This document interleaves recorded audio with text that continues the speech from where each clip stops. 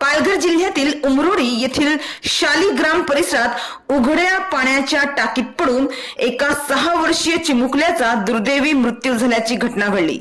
अंकित राम असे या मृत मुलाचे नाव आहे।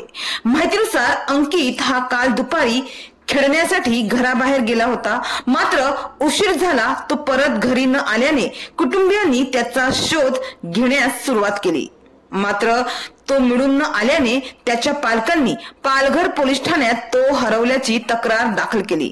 पोलिसांनीही तत्काळ शोध मोहीम हाती घेतली।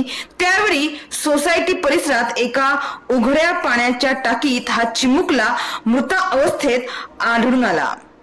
या दुर्दैवी घटनेमुळे अंकितच्या कुटुंबियावर दुःखाचा डोंगर कोसळलाय, तर परिसरात हळहळ व्यक्त होत आहे।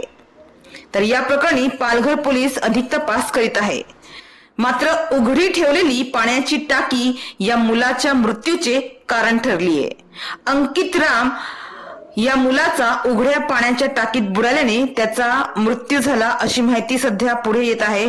त्यामुळे सुरक्षिततेच्या दृष्टीने पाण्याच्या टाक्या झाकून ठेवण्याची मागणी स्थानिकांनी केली आहे।